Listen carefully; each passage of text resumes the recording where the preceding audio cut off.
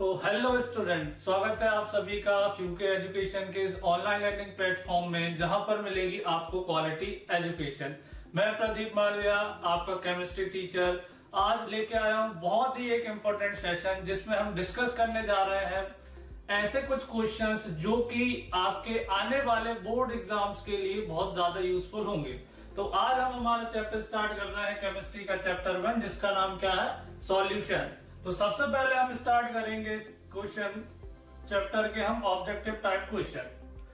Objective type question हमारे कुछ ऐसे होंगे जिसमें हम ऑब्जेक्टिव टाइप क्वेश्चन तो पढ़ेंगे ही पढ़ेंगे, लेकिन साथ में इनसे रिलेटेड जो सारा का सारा कॉन्सेप्ट है वो हम क्लियर करते हुए चलेंगे, जिससे कि सारे ऑब्जेक्टिव क्वेश्चंस में जो आपके जो कॉन्सेप्ट है वो एकदम क्रिस्टल एंड क्लियर हो जाएंगे। तो चलिए स्टार्ट करते हैं आज का हमारा ये सेशन। तो जिसमें हम हमारा पहला क्वेश्चन लेते हैं। हमारा पहला क्वेश्चन क्या है कि how many moles of 1 molar sulphuric acid is required to neutralize 10 ml of 1 normal sodium hydroxide. तो यहां पर आपका ये क्वेश्चन कौन से कॉन्सेप्ट से रिलेटेड है, जैसे कि आपको पता होगा ये जो क्वेश्चन है आपका डाइल्यूट कंसंट्रेशन वाला टॉपिक से हमारा रिलेटेड है। तो इसमें हम कौन सा फॉर्मूला यूज करेंगे, इसमें हमारा फॉर्मूला यूज होगा N1V1 बराबर आपका N2V2। क्लियर। तो जब भी हम किसी भी सॉल्यूशन को हमें डाइल्यूट करना रहता है तो हम ये फॉर्मूला हमारा यूज करते हैं, जहां पर N1 क्या है आपका ये फर्स्ट सॉल्यूशन की नॉर्मेलिटी, V1 उसका वॉल्यूम, N2 आपका सेकंड सॉल्यूशन की नॉर्मेलिटी, V2 उसका वॉल्यूम। तो अब हमें यहां पर देखना होगा हमें क्या दिया हुआ है, मोलैरिटी दी हुई है सल्फ्यूरिक एसिड की। तो आपको पता होता है नॉर्मेलिटी और मोलैरिटी का क्या रिलेशन है। जो नॉर्मेलिटी होता है वो इक्वल होता है n factor multiply by molarity. तो यहां पर इस फॉर्मूले को हम मॉडिफाई कैसे कर सकते हैं कि n factor of first solution multiply molarity of first solution and V1, और इसको हम कर सकते हैं N2 multiply by M2 multiply by V2। तो हम मान लेते हैं कि हमारा जो फर्स्ट सॉल्यूशन है दैट इज सल्फ्यूरिक एसिड और सेकंड सॉल्यूशन है हमारा सोडियम हाइड्रोक्साइड सॉल्यूशन। अब आपको पता होगा कि जो सल्फ्यूरिक एसिड है उसका n फैक्टर कितना होता है, उसका n फैक्टर 2 होता है। उसकी मोलैरिटी हमें कितनी दी हुई है 1 मोल, और इसका जो वॉल्यूम है हमें निकालना है। ठीक है, V1 हमें फाइंड आउट करना है। N2 क्या है आपका सोडियम हाइड्रोक्साइड सॉल्यूशन है। तो सोडियम हाइड्रोक्साइड सॉल्यूशन के लिए n फैक्टर 1 होता है। इसकी तो हमें नॉर्मेलिटी दी हुई है, तो साथ में हम जो n और m है उसकी जगह 1 रख सकते हैं। और V2 हमें कितना दिया है कि हमें 10 ml न्यूट्रलाइज करना है। कितना ml न्यूट्रलाइज करना है, 10 ml हमें न्यूट्रलाइज करना है। तो यहां से अगर हम V1 की वैल्यू निकालेंगे तो V1 आपका किसके इक्वल होगा, 10/2 इक्वल्स टू क्या आ जाएगा आपका 5 ml। तो हमारा करेक्ट आंसर क्या होगा, हमारा करेक्ट आंसर होगा option C 5 ml। I hope आपको ये क्लियर हुआ होगा। तो चलिए बढ़ते हैं हमारे नेक्स्ट क्वेश्चन की ओर। नेक्स्ट क्वेश्चन हमारा क्या है, whose boiling point is the highest at 1 atmospheric pressure. हमें सॉल्यूशन दिए हुए हैं 0.1 molar glucose, 0.1 molar barium chloride, 0.1 molar sodium chloride और 0.1 मोलर यूरिया। ठीक है, तो इस टाइप के क्वेश्चंस में आपको क्या देखना है कि इस टाइप के क्वेश्चन जो रिलेटेड होते हैं वो बेसिकली वॉन हाउ फैक्टर के कॉन्सेप्ट पर बेस होते हैं। हमें पता है कि ये बॉइलिंग पॉइंट हमारा कॉलिगेटिव प्रॉपर्टी के अंडर आता है। ठीक है, एलिवेशन इन बॉइलिंग पॉइंट जो कि हमारी कॉलिगेटिव प्रॉपर्टी है। कॉलिगेटिव प्रॉपर्टी क्या होती है आपको पता होगा, कॉलिगेटिव प्रॉपर्टी हमारी जो कि नंबर ऑफ पार्टिकल्स पे present, number of solid particles पे डिपेंड करती है। कॉलिगेटिव प्रॉपर्टीज किस पे डिपेंड करेंगी, हमारी कॉलिगेटिव प्रॉपर्टीज डिपेंड करती हैं number of solute particles.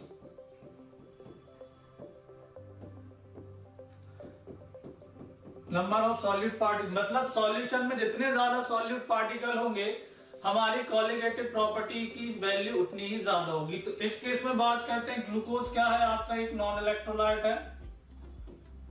Glucose क्या है आपका, एक नॉन इलेक्ट्रोलाइट है, मींस ये आपके आयंस में डिसोसिएट नहीं होगा। अगर हम बेरियम क्लोराइड के सॉल्यूशन की बात करें तो बेरियम क्लोराइड आपका सॉल्यूशन में डिसोसिएट होकर क्या प्रोड्यूस करेगा, Ba2+ आयन और 2 क्लोराइड आयन में ये डिसोसिएट होगा, मतलब टोटल नंबर ऑफ कितने आयन प्रोड्यूस कर रहा है, 1 आयन आपका बेरियम का और 2 क्लोराइड आयन है, तो यहाँ पर आई की वैल्यू कितनी हो जाएगी 3। सोडियम क्लोराइड भी आपका एक इलेक्ट्रोलाइट है, तो सोडियम क्लोराइड सॉल्यूशन में क्या डिसोसिएट होगा, क्या देगा, एक Na+ आयन देगा और एक Cl- आयन देगा। ये 2 आयन प्रोड्यूस कर रहा है, तो आई की वैल्यू यहाँ पर कितनी होगी 2 होगी। यूरिया भी हमारा एक नॉन इलेक्ट्रोलाइट है, तो इसके लिए आई की वैल्यू कितनी होती है 1, और ग्लूकोज के लिए भी आई की वैल्यू कितनी होगी 1। आई क्या है हमारा वॉट ऑफ फैक्टर, तो हम देख रहे हैं बेरियम क्लोराइड के लिए सबसे ज्यादा हमारी आई की वैल्यू आ रही है, इट मींस इसका जो बॉइलिंग पॉइंट है वो सबसे ज्यादा होगा, तो हमारा ऑप्शन कौन सा करेक्ट होगा, ऑप्शन बी हमारा करेक्ट होगा। क्लियर, तो अब बढ़ते हैं नेक्स्ट क्वेश्चन की ओर। थर्ड क्वेश्चन है हमारा, which among the following is a colligative property.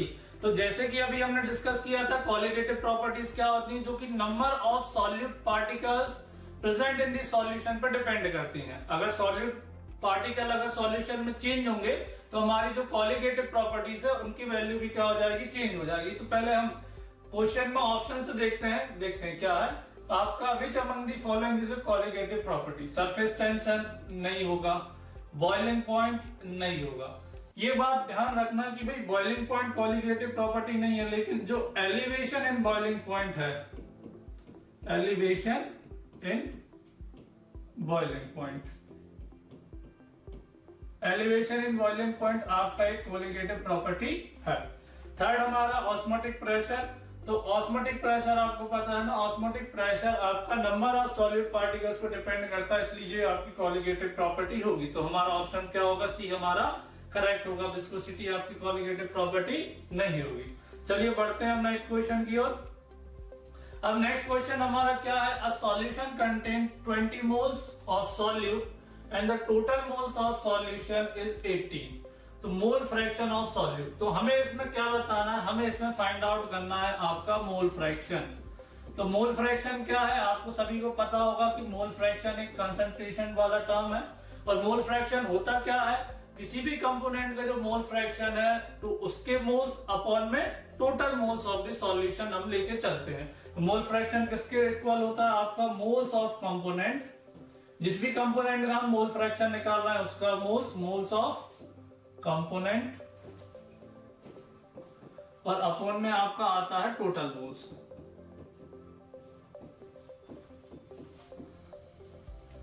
हमें किसके मोल से निकालना है, आपको पता है यहाँ पर हमें जो गिवन है वो सॉल्यूट के कितने मोल्स गिवन है, सॉल्यूट के हमें 20 मोल्स गिवन है, और टोटल मोल्स कितने दिए हुए हैं हमें, टोटल मोल्स हमें दिए हुए हैं 80। तो हमें जस्ट इसकी वैल्यू निकला, हमें किसके मोल फ्रैक्शन निकालना, हमें सॉल्यूट का मोल फ्रैक्शन निकालना है।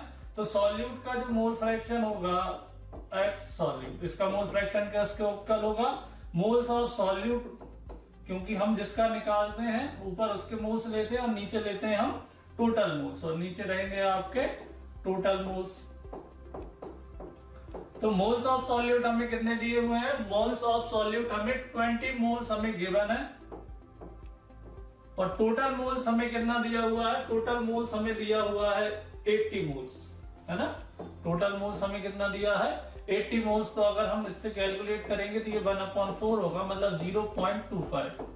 क्लियर, कितना आएगा हमारा 0.25। तो ये हमारा आंसर भी करेक्ट होगा। तो सॉल्यूट का मोल फ्रैक्शन क्या होगा, सॉल्यूट का मोल फ्रैक्शन 0.25 होगा।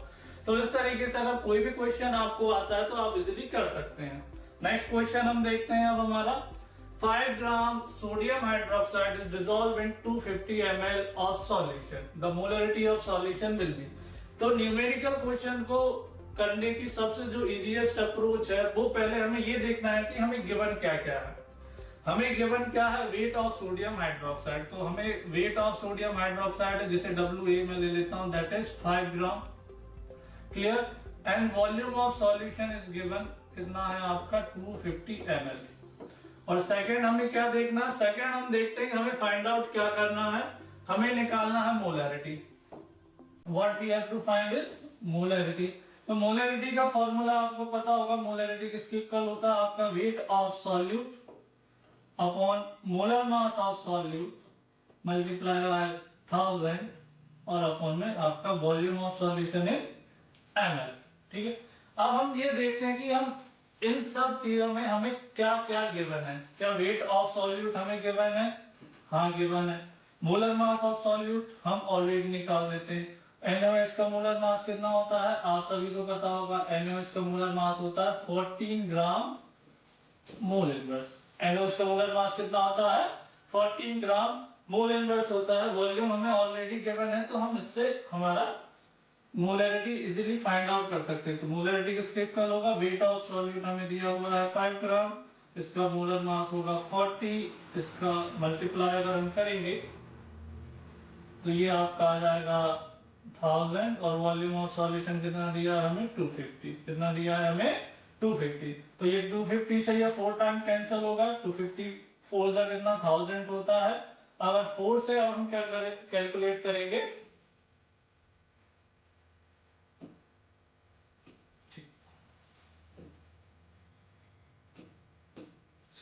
तो 4 से ये हमारा मल्टीप्लाई 10 टाइम ये कर जाएगा तो हमारा मोलैरिटी जो किसके इक्वल होगा? हमारा मोलैरिटी इक्वल होगा आपका 5/10। किसके इक्वल होगा? 5/10 मतलब आपका कितना आंसर रहेगा 0.5 मोल। तो हमारा करेक्ट आंसर क्या होगा? हमारा करेक्ट आंसर होगा ए 0.5 मोल। क्लियर है? हमारा करेक्ट आंसर क्या होगा 0.5 मोल। चलिए बढ़ते हैं हमारे नेक्स्ट क्वेश्चन की ओर। हमारा नेक्स्ट क्वेश्चन क्या है? Which of the following solution does not show positive elevation from Raoult's law. तो इसी क्वेश्चन में हमारे तीन कंसेप्ट आ जाते हैं। पहला कि राउल्स लॉ क्या होता है, दूसरा कि ये जो पॉजिटिव डेविएशन है ये क्या होता है आपका, और थर्ड हमारा कंसेप्ट आ जाएगा कि नेगेटिव डेविएशन भी हम इसी के साथ क्लियर कर लेंगे। तो सबसे पहले देखते हैं भाई राउल्स लॉ क्या होता है आपका। चलो सबसे पहले किसकी हेडिंग डाल के देखते हैं Raoult's law. Raoult's law, Raoult's law हमारा क्या कहता है कि राउल्स लॉ के अकॉर्डिंग किसी भी सॉल्यूशन में जो वोलेटाइल कंपोनेंट है उसका जो वेपर प्रेशर है वो उसके मोल फ्रैक्शन के इक्वल होता है। क्लियर? किसका होता है कि अगर किसी भी कंपोनेंट का जो वेपर प्रेशर है वो किसके डायरेक्टली प्रोपोर्शनल होगा, वो उसके डायरेक्टली प्रोपोर्शनल होगा उसके मोल फ्रैक्शन के। किसके डायरेक्टली प्रोपोर्शनल होगा? वो डायरेक्टली प्रोपोर्शनल होगा उसके मोल फ्रैक्शन के। ये मोल फ्रैक्शन जिस भी कंपोनेंट का वेपर प्रेशर ले रहे हैं हम उसकी बात करते हैं, ठीक है। ये उसका मोल फ्रैक्शन। और जब हम प्रोपोर्शनलिटी कांस्टेंट हटा दें तो एक कांस्टेंट यूज करते हैं दैट इज पी नॉट। और ये पी नॉट क्या होता है? पी नॉट होता है आपका उसी कंपोनेंट का vapour pressure and it's pure state. Clear है? तो ये हमारा राउल्स लॉ है। अब आपका पॉजिटिव नेगेटिव सॉल्यूशन, तो बेसिकली आपके राउल्स लॉ के अकॉर्डिंग अगर हम सॉल्यूशंस की बात करें, किसकी बात करें? सॉल्यूशंस की बात करें राउल्स लॉ के अकॉर्डिंग, तो बेसिकली दो टाइप्स के हमारे सॉल्यूशन होते हैं। पहले होते हैं हमारे आइडियल सॉल्यूशन और दूसरे क्या होते हैं हमारे नॉन आइडियल सॉल्यूशन। दूसरे क्या होते हैं हमारे नॉन आइडियल सॉल्यूशन होते हैं। तो आइडियल सॉल्यूशन क्या होते हैं? आइडियल सॉल्यूशन हमारे ऐसे सॉल्यूशन होते हैं जो कि राउल्स लॉ को फॉलो करते हैं। आइडियल सॉल्यूशन क्या होंगे आपके? दैट फॉलो राउल्स लॉ, जो कि क्या करते हैं भाई राउल्स लॉ को फॉलो करते हैं। और नॉन आइडियल सॉल्यूशन क्या होते हैं? जो कि राउल्स लॉ को फॉलो नहीं करते, मतलब do not follow Raoult's law. जो कि राउल्स लॉ को फॉलो नहीं करते वो हमारे नॉन आइडियल सॉल्यूशन होते हैं। अब राउल्स लॉ को फॉलो नहीं करते मतलब इनकी जो वैल्यू है वो राउल्स लॉ के अकॉर्डिंग नहीं आएगी। राउल्स लॉ के अकॉर्डिंग नहीं रहेगी ना इनकी वैल्यू। तो या तो जो नॉर्मली हमें वैल्यू मिलने वाली थी राउल्स लॉ के अकॉर्डिंग या तो उससे कम मिलेंगी या फिर उससे ज्यादा मिलेंगी। अगर वैल्यूज हमें ज्यादा मिल रही हैं, जो हमारी नॉर्मल वैल्यूज हैं उनसे ज्यादा मिल रही हैं, तो ऐसे सॉल्यूशन को कहेंगे हम पॉजिटिव डेविएटिंग सॉल्यूशन। मतलब जो क्या शो करते हैं? पॉजिटिव डेविएशन शो करते हैं फ्रॉम राउल्स लॉ, ठीक है। और सेकंड हमारे सॉल्यूशन क्या होते हैं? जो कि नेगेटिव डेविएशन शो करते हैं from Raoult's law. Negative deviation show करते हैं फ्रॉम राउल्स लॉ। क्लियर है? तो पॉजिटिव डेविएशन शो करेंगे, नेगेटिव डेविएशन शो करेंगे। तो हम देख लेते हैं हमारा क्वेश्चन क्या है। क्वेश्चन अच्छे से पढ़ना है। Which of the following does not, किसकी बात कर रहे हैं, जो कि पॉजिटिव डेविएशन शो नहीं करता। तो आपका जो बेंजीन एसीटोन आपका पॉजिटिव डेविएशन शो करता है, बेंजीन इथेनॉल भी आपका पॉजिटिव डेविएशन शो करता है, बेंजीन कार्बन टेट्राक्लोराइड भी आपका पॉजिटिव डेविएशन शो करता है, लेकिन ये जो ए है ये पॉजिटिव डेविएशन शो नहीं करता। तो हमारा करेक्ट आंसर क्या होगा, हमारा करेक्ट आंसर होगा ऑप्शन ए। करेक्ट आंसर क्या होगा हमारा, ऑप्शन ए होगा। क्लियर हुआ। अब बढ़ते हैं हमारे नेक्स्ट क्वेश्चन की ओर। चलो अब क्या है कि भाई ideal solution is that, just अभी हमने पढ़ा है कि आइडियल सॉल्यूशन क्या होते हैं, जो कि राउल्ट्स लॉ को ओबे करते हैं। क्या करते हैं, obey Raoult's law. Does not obey Raoult's law, ऐसे कौन से सॉल्यूशन होते हैं जो कि राउल्ट्स लॉ को ओबे नहीं करते, वो होते हैं हमारे non ideal solution.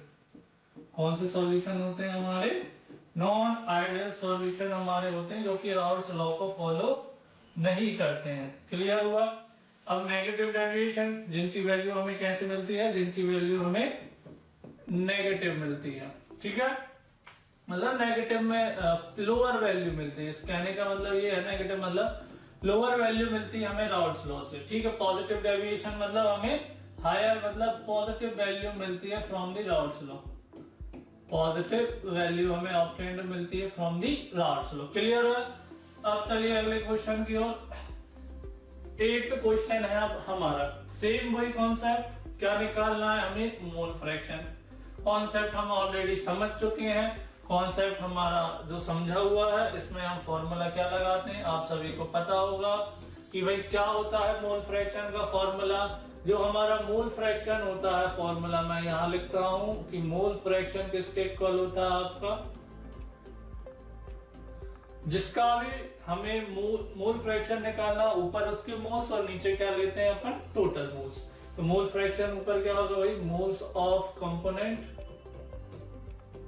Moles of component, और नीचे क्या आएगा आपका total moles, total moles of solution. Total moles किसके, सॉल्यूशन के टोटल मोल्स। अब हमें देखो यहाँ पर मोल्स ऑफ वाटर भी हमें दिया गया है और मोल्स ऑफ इथेनॉल भी हमें दिया गया है। तो इथेनॉल हमारा सॉल्यूट होगा, वाटर हमारा सॉल्वेंट होगा, हमें दोनों को ही मोल फ्रैक्शन निकालना, ठीक है। तो पहले देख लेते हैं भाई, मोल्स ऑफ वाटर मतलब मैं W रिप्रेजेंट कर रहा हूँ, वो कितना है 1 है, और मोल्स ऑफ इथेनॉल मतलब Ne कितना है आपका 4 है, ठीक है। अगर हमें मोल फ्रैक्शन निकालना है किसका, इथेनॉल का, तो क्या होगा, इथेनॉल का मोल फ्रैक्शन निकालना, ऊपर किसके मोल्स लेंगे, इथेनॉल के। तो moles of ethanol upon total moles मतलब जो दोनों कंपोनेंट है, दोनों कंपोनेंट के मोल्स को हमें ऐड करना रहेगा, तो वो हमारा टोटल मोल्स आ जाएगा। क्लियर है। तो देखो टोटल मोल्स हमारा क्या होगा, moles of water plus moles of ethanol. तो क्या होगा हमारा, इथेनॉल के मोल्स हमें कितने दिए हुए हैं, इथेनॉल के मोल्स हमें दिए हुए हैं 4, और नीचे वाटर के मोल्स 1 है, इथेनॉल के मोल्स हमारे 4 है। तो ये क्या आएगा आपका 4/5 रहेगा, क्या रहेगा 4/5। और अब जब हम इसकी वैल्यू करेंगे तो हमें वैल्यू कितनी मिलेगी, 0.8। तो इथेनॉल का मोल फ्रैक्शन क्या आ गया, इथेनॉल का मोल फ्रैक्शन आ गया 0.8 आ गया। इसी क्वेश्चन में हम एक कॉन्सेप्ट और देखते हैं कि जो टोटल मोल फ्रैक्शन होता है सॉल्यूशन का, वो ऑलवेज कितना होता है, 1 होता है। हम क्या देखते हैं कि जो टोटल मोल फ्रैक्शन रहता है सॉल्यूशन का, total mole fraction of solution वो ऑलवेज कितना रहता है, 1 है। अगर सॉल्यूशन में दोनों कंपोनेंट है तो दोनों के मोल फ्रैक्शन का सम कितना होगा, 1 होगा। जैसे इस सॉल्यूशन में क्या है, वाटर है, तो वाटर का मोल फ्रैक्शन प्लस इथेनॉल का मोल फ्रैक्शन कितना होगा, 1। तो यहाँ पर इथेनॉल का मोल फ्रैक्शन हमें मिल गया, तो वाटर का मोल फ्रैक्शन निकाल सकते हैं कैसे, ये फॉर्मूला यूज करके, x water equals to 1 minus, उसको हमें किससे माइनस करना है, 1 से। तो अगर इथेनॉल का मोल फ्रैक्शन ये है तो वाटर का मोल फ्रैक्शन कितना होगा, 1 माइनस 0.8, दैट इज आपका 0.2। तो हमारा करेक्ट आंसर कौन सा होगा, हमारा 0.8 इथेनॉल और 0.2 वाटर। तो ऑप्शन ए हमारा क्या होगा, करेक्ट आंसर होगा। क्लियर है। चलिए बढ़ते नेक्स्ट क्वेश्चन की ओर। अब colligative properties of solution depends on, already हम डिस्कस कर चुके हैं कि कॉलिगेटिव प्रॉपर्टीज क्या होती हैं, जो कि नंबर ऑफ सॉलिड पार्टिकल्स में प्रेजेंट होती है। तो ऑप्शन सी हमारा सही होगा। कौन सा ऑप्शन सही होगा हमारा, number of solid particle present in this solution, ये हमारा सही होगा। ठीक है, अगला क्वेश्चन देखते हैं। Brass is an example of, तो ये हमारा नया कॉन्सेप्ट से क्वेश्चन है कि ब्रास क्या होता है। आपको पता है कि सॉल्यूशन क्या होता है। सॉल्यूशन आपका एक होमोजीनियस मिक्सचर रहता है। सॉल्यूशन क्या रहता है आपका, होमोजीनियस मिक्सचर रहता है आपका 2 और मोर कंपोनेंट्स का। और अगर सॉल्यूशन में हमारे 2 कंपोनेंट रहते हैं, एक रहता है आपका सॉल्यूट और दूसरा आपका क्या रहता है बेटा, दूसरा आपका रहता है सॉल्वेंट। एक सॉल्यूट रहता है, दूसरा रहता है सॉल्वेंट। सॉल्यूट क्या होता है, जो कि हमारा लेस क्वांटिटी में प्रेजेंट होता है। ये क्या होता है, लेस क्वांटिटी में प्रेजेंट होता है। सॉल्वेंट हमारा जो कि हायर क्वांटिटी या फिर हायर अमाउंट में हमारा प्रेजेंट होता है। तो इन्हीं की फिजिकल स्टेट के अकॉर्डिंग हमने अलग अलग जो हमारे सॉल्यूशन है उनको देखा है, मतलब types of solution on the basis of their physical state solution. जो ब्रास है, ब्रास कैसा आपका सॉल्यूशन है। ब्रास आपको पता है क्या, ब्रास एक एलॉय है। ब्रास क्या है आपका, एक एलॉय है। किसका एलॉय है, ब्रास एलॉय है आपका कॉपर एंड जिंक का, कॉपर एंड जिंक का। तो यहाँ आप देख रहे हैं दोनों के दोनों कैसे हैं, दोनों की फिजिकल स्टेट क्या है, सॉलिड है। तो ब्रास आपका कैसा सॉल्यूशन रहेगा, सॉलिड इन सॉलिड सॉल्यूशन। क्या रहेगा, सॉलिड इन सॉल्यूशन। तो आपका जो ऑप्शन ए है वो करेक्ट होगा। इस क्वेश्चन का आंसर क्या होगा, option A, brass is an example of solid and solid solution. और किस किस का सॉल्यूशन है ये, कॉपर एंड जिंक का। क्लियर है। चलिए बढ़ते हैं हम नेक्स्ट क्वेश्चन की ओर। हमारा नेक्स्ट क्वेश्चन क्या है कि semi permeable membrane is chemically किसकी बनी होती है। हमें सेमी परमिएबल मेम्ब्रेन हमें ऑप्शन दिए हुए लगभग सिमिलर से ऑप्शन है, copper ferrocyanide, copper ferricyanide, copper sulphate और पोटेशियम फेरोसाइनाइड। तो हम देखते हैं सबसे पहले कि सेमी परमिएबल मेम्ब्रेन क्या होती है। आपको पता है ऑस्मोटिक प्रेशर हमारा क्या है, कॉलिगेटिव प्रॉपर्टी है। और ऑस्मोटिक प्रेशर में हम ऑस्मोसिस का रिलेशन रहता है। तो ऑस्मोसिस ऑलवेज किसके थ्रू होता है, ऑस्मोसिस ऑलवेज थ्रू होता है सेमी परमिएबल मेम्ब्रेन के। और सेमी परमिएबल मेम्ब्रेन को हम डिफाइन कैसे करते हैं कि भाई ये आपकी ऐसी मेम्ब्रेन होती है जो कि सर्टेन मॉलिक्यूल्स को ही अलाउ करती है इसमें से पास होने के लिए। मतलब कुछ ही स्पेसिफिक मॉलिक्यूल्स होंगे जो कि इसमें से आपके पास हो सकते हैं, इसलिए इस मेम्ब्रेन को क्या कहते हैं हम, सेमी परमिएबल मेम्ब्रेन। और ये जो मेम्ब्रेन है अगर हम आर्टिफिशियल बात करें तो ये केमिकली इसका कंपोजिशन क्या होता है, केमिकली इसका जो कंपोजिशन होता है इसका फॉर्मूला रहता है Cu2Fe(CN6) और इसका नाम क्या होता है, इसका नाम होता है कॉपर फेरोसाइनाइड, कॉपर फेरोसाइनाइड। हमें ये दो ऑप्शन दिए हुए हैं, फेरो और फेरी, इन दोनों में कंफ्यूज नहीं होना है। दोनों ऑप्शन में डिफरेंस क्या है, दोनों ऑप्शन में डिफरेंस ये है कि फेरो मींस जो फेरस की ऑक्सीडेशन स्टेट +2 होगी और फेरी मींस जो आयरन है उसकी ऑक्सीडेशन स्टेट कितनी होगी, +3 होगी। तो आप इससे भी आइडेंटिफाई कर सकते हो कि यहाँ पर इस कंपाउंड में अगर हम बात करेंगे तो इस कंपाउंड में आयरन की हमें ऑक्सीडेशन स्टेट कितने देखने को मिलती है, हमें +2 देखने को मिलती है। इसीलिए आप इस तरीके से याद रख सकते हो कि फेरो मींस +2, तो यही हमारा करेक्ट आंसर होगा। करेक्ट आंसर कौन सा होगा हमारा, ऑप्शन ए। क्लियर। चलिए बढ़ते हैं नेक्स्ट क्वेश्चन की ओर। सेकंड क्वेश्चन है हमारा मोलैरिटी ऑफ प्योर वाटर। बहुत ही इंपॉर्टेंट क्वेश्चन है, कई बार पूछा भी गया है, बोर्ड एग्जाम्स में ये पूछा भी गया है बहुत सी बार। तो मोलैरिटी ऑफ प्योर वाटर क्या होता है, ऑलवेज या तो फिर मोलैरिटी की बात है, हमेशा एक बात ध्यान रखना, मोलैरिटी की बात है या फिर मोलैलिटी की बात है। मोलैरिटी या फिर मोलैलिटी, दोनों में से किसी एक की भी अगर बात आती है तो हमेशा प्योर वाटर की कितनी होती है, 55.5। आगे की क्लास में हम इस पर बेस्ड एक न्यूमेरिकल करेंगे 55.5 कैसे होती है। तो इसका करेक्ट आंसर क्या होगा, ऑप्शन ए 55.5 हमारी मोलैलिटी होती है प्योर वाटर की। क्लियर। अब 13 हमारा क्वेश्चन है, which one is affected by temperature. ये भी आपका इंपॉर्टेंट क्वेश्चन है, बोर्ड एग्जाम्स में पहले भी पूछा गया है। ऐसे कौन सी कंसंट्रेशन टर्म्स है जो कि आपकी टेम्परेचर से अफेक्ट हो सकती है। क्लियर। हमें दिया हुआ है मोलैरिटी, नॉर्मेलिटी, बोथ या फिर नन ऑफ दिस। ठीक है, तो अगर हम मोलैरिटी का देखें तो मोलैरिटी भी आपकी वॉल्यूम पर डिपेंड करती है और नॉर्मेलिटी भी आपकी वॉल्यूम पर डिपेंड करती है। ठीक है, और वॉल्यूम आपका ऐसा एक प्रॉपर्टी है जो कि किससे अफेक्ट होता है, टेम्परेचर से। टेम्परेचर से आपका वॉल्यूम अफेक्ट होता है।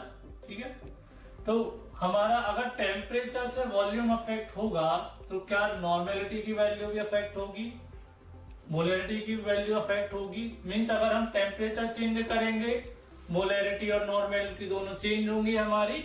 मींस जो दोनों की दोनों प्रॉपर्टी हैं, मोलैरिटी और नॉर्मेलिटी, दोनों ही हमारी टेम्परेचर पर डिपेंड करती हैं। तो हमारा जो ऑप्शन होगा वो सी क्या होगा, हमारा करेक्ट ऑप्शन होगा, बोथ, दोनों ही।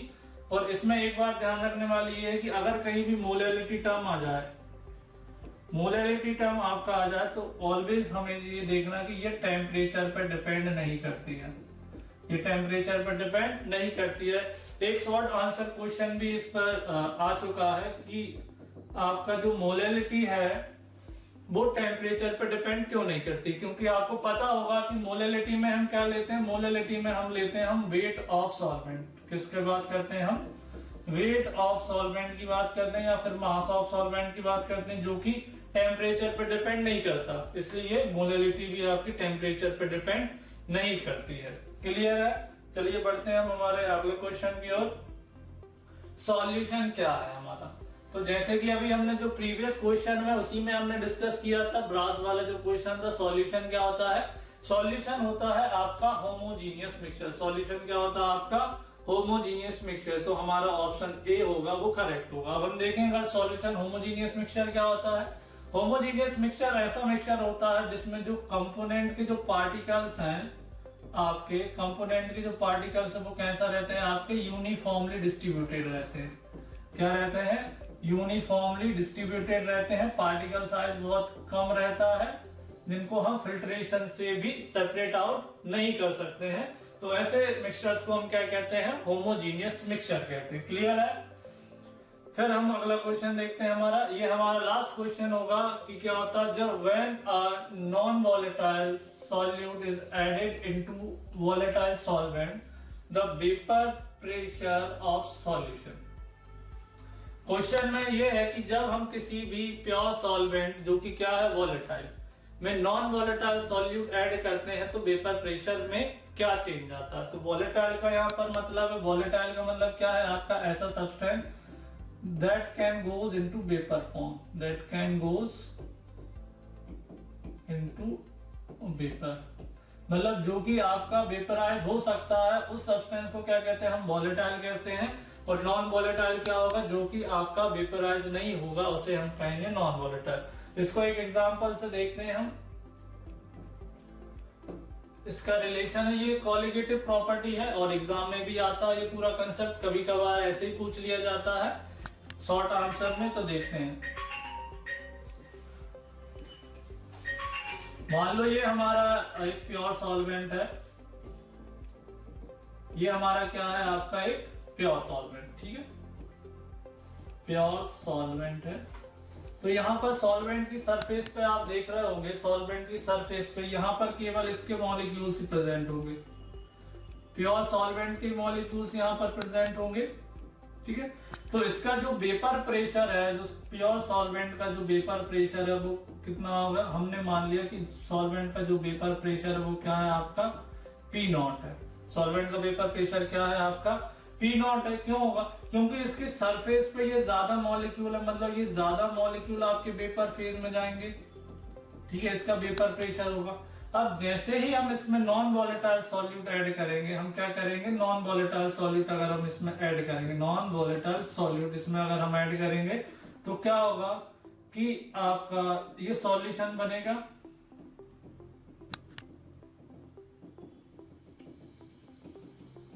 अब इसमें कुछ मॉलिक्यूल्स आपके ये देखिए सॉल्वेंट के हैं